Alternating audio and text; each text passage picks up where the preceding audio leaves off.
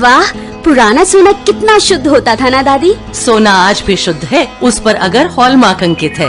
आप भी ध्यान रखें, सोना हमेशा BIS प्रमाणित ज्वेलर से ही लें। बिल अवश्य लें और जांच लें कि बिल पर अंकित और आभूषण पर अंकित शुद्धता समान है। अधिक जानकारी के लिए लॉग ऑन करें BIS.gov.in पर। नमस्कार, आकाशवाणी चंडीगढ़ से प्रादेशिक समाचारों के साथ मैं रत्तिका। पहले इस बुलेटिन के मुख्य समाचार। हरियाणा सरकार भवनों के निर्धारित मानदंडों पर खरा न उतरने बारे आ रही शिकायतों का स्ट्रक्चर ऑडिट करवाएगी।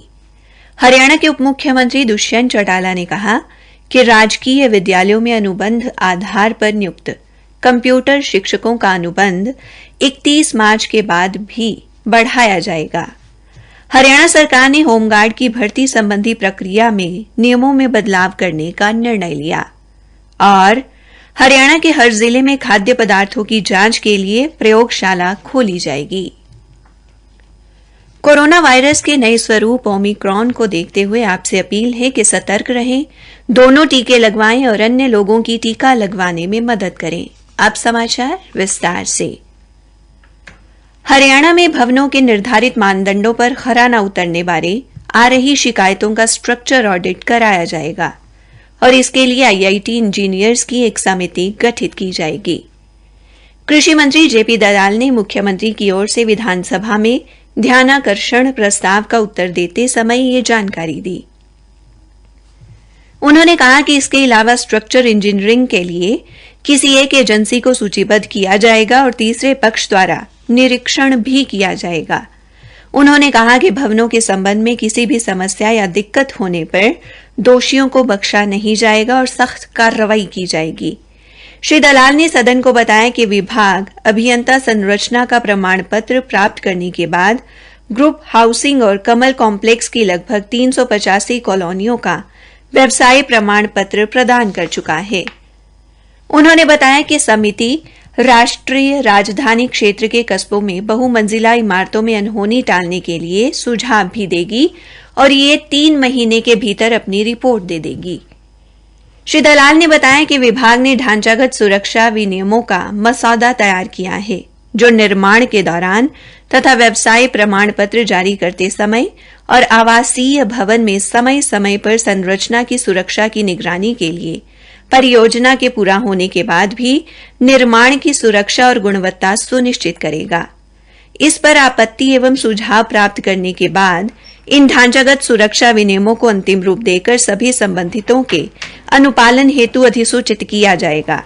उन्होंने कहा कि हरियाणा सरकार बहुमंजिला इमारतों के निवासियों की सुरक्षा को सर्वोच्च प्राथमिकता देती है और मानकों का कड़ाई से पालन सुनिश्चित किया जाएगा।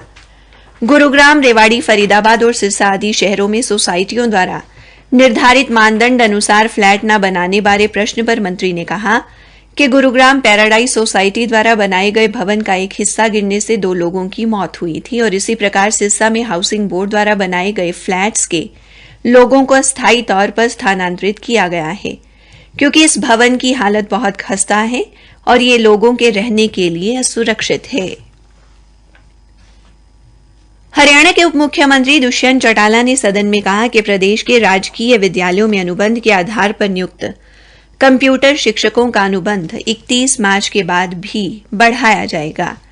हरियाणा कौशल रोजगार निगम के माध्यम से परिवार पहचान पत्र के आधार पर नए शैक्षणिक सत्र की शुरुआत से पहले ही यह कार्य क्रियान्वित किए जाने की संभावना है। इन शिक्षकों के हरियाणा कौशल रोजगार निगम के पोर्टल पर पंजीकरण की प्रक्रिया जारी है। उप मुख्यमंत्री ने यह जानकारी आज विधानसभा में एक सदस्य द्वारा पूछे गए सवाल के जवाब में दी। सदन के एक सदस्य द्वारा पूछे गए सवाल में कहा कि कुछ परीक्षाओं के पेपर लीक करने व अन्य गड़बड़ी के आरोप में FIR दर्ज की गई है।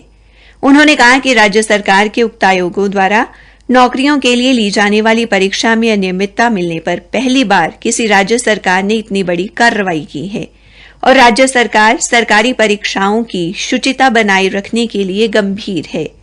उप मुख्यमंत्री ने कहा कि हरियाणा लोक सेवा आयोग तथा हरियाणा कर्मचारी चयन आयोग द्वारा आयोजित की जाने वाली परीक्षाओं में अनियमितता कतई बर्दाश्त नहीं की जाएगी।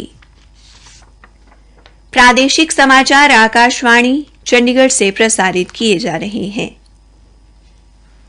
हरियाणा सरकार ने होमगार्ड की भर्ती प्रक्रिया में पारदर्शिता लाने तथा योग्य युवाओं को स्वयं सेवक के तौर पर अपनी सेवाएं देने का अवसर प्रदान करने के लिए भर्ती संबंधी नियमों में बदलाव करने का निर्णय लिया है।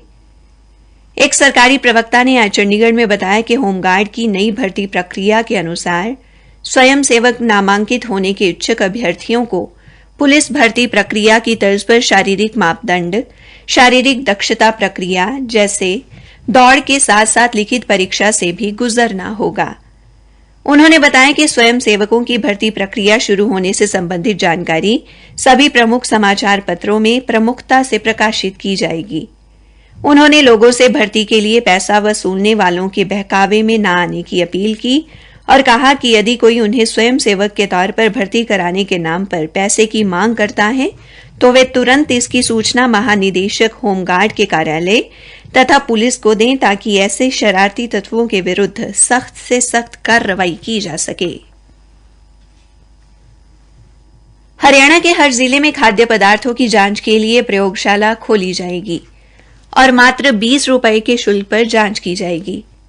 हरियाणा के स्वास्थ्य मंत्री अनिल विज की ओर से शहरी स्थानीय निकाय मंत्री कमल गुप्ता ने आज हरियाणा विधानसभा में एक प्रश्न के उत्तर में सदन को यह जानकारी दी। उन्होंने बताया कि खाद्य पदार्थों का जांच परिणाम तुरंत मिलेगा जिससे जांच करवाना आसान होगा। उन्होंने बताया कि हर जिले में नामित अधिकारी भी नियुक्त किए जाएंगे और खाद्य पदार्थों में नकली सामान की बिक्री न हो, इसके लिए विभाग द्वारा ऐप भी तैयार किया जा रहा है ताकि ये पता रहे कि कौन सा अधिकारी किस जगह पर जाकर किस खाद्य पदार्थ का नमूना ले रहा है। इसके अलावा उन्होंने कहा कि वर्तमान में 5 मोबाइल खाद्य एवं औषधि प्रयोगशाला चलाई जा रही हैं। हरियाणा विद्यालय शिक्षा बोर्ड ने 30 मार्च से शुरू होने वाली 10वीं और 12वीं की बोर्ड परीक्षाओं के प्रवेश पत्र जारी कर दिए हैं। बोर्ड के अध्यक्ष डॉ जगबीर सिंह ने बताया कि विद्यालय के मुखिया बोर्ड की वेबसाइट पर लॉगिन कर परीक्षार्थियों के प्रवेश पत्र डाउनलोड कर सकते हैं। 12वीं की परीक्षाएं 30 मार्च से 27 अप्रैल और 10वीं की परीक्षाएं 31 मार्च से 20 अप्रैल तक आयोजित होंगी। हरियाणा में आज 2100 स्थानों पर लगभग 52,000 लोगों को कोविड रोधी टीका लगाया गया। इनमें 12 से 14 वर्ष तक के 30,000 बच्चे और 15 वर्ष से अधिक आयु के 22,000 व्यक्ति शामिल हैं। प्रदेश में अब तक लगभग 4,15,69,000 टीके लगाए जा चुके हैं। वहीं हिसार में आज 2,995 लोगों को कोविड रोधी टीका लगाया गया।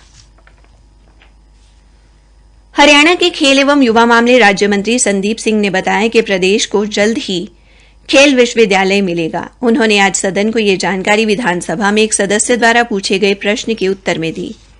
खेल एवं युवा मामले राज्य मंत्री ने सदन को बताया कि इस खेल विश्वविद्यालय से संबंधित विधेयक इसी बजट सत्र के दौरान पारित किया गया है।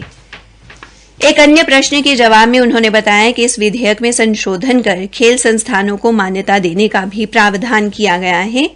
कोई भी खेल संस्थान जो पुनर्वासन तथा भौतिक चिकित्सा, शारीरिक विद्या एवं खेल विज्ञान, खेल प्रौद्योगिकी के क्षेत्रों में कलात्मक शैक्षणिक प्रशिक्षण और अनुसंधान, खेल चिकित्सा व प्रौद्योगिकी, खेलकूद अवसंरचना अभियांत्रिकी, नैदानिक जैव यांत्रिकी, खेलकूद मनोविज्ञान, खेलकूद पोषण, खेलकूद पत्रकारिता, खेलकूद मार्केटिंग या खेल कोचिंग भी शामिल हैं कि क्षेत्र में पाठ्यक्रम चला रहे हैं, वे इस विश्वविद्यालय से मान्यता प्राप्त कर सकेंगे। हरियाणा के खेल एवं युवा मामले राज्य मंत्री संदीप सिंह ने बताया कि जल्द ही लगभग 9 करोड़ 40 लाख रुपए की लागत से गुरुग्राम के नेहरू स्टेडियम में नया हॉकी एस्ट्रो टर्फ लगाया जाएगा। दक्षिण हरियाणा बिजली वितरण निगम ने कहा है कि हिसार शहर के बिजली मीटर नंबर अब परिवार पहचान पत्र के साथ जोड़े जाएंगे। इसके लिए निगम ने एक मोबाइल ऐप भी जारी की है। अंत में मुख्य समाचार एक बार फिर। हरियाणा सरकार भवनों के निर्धारित मानदंडों पर खरा न उतरने बारे आ रही शिकायतों का स्ट्रक्चर ऑडिट करवाएगी। हरियाणा के हर जिले में खाद्य पदार्थों की जांच के लिए प्रयोगशाला खोली जाएगी। इसी के साथ प्रादेशिक समाचार समाप्त हुए। जिन हाथों में कला छुपी उन चेहरों पर मुस्कान खिले, नाबार्ड में हमने ठाना है जन जन को स्वाभिमान मिले। नाबार्ड हरियाणा पेश करते हैं 35वां सूरजकुंड मेला 19 मार्च से 4 अप्रैल, सूरजकुंड मेला ग्राउंड, फरीदाबाद, हरियाणा।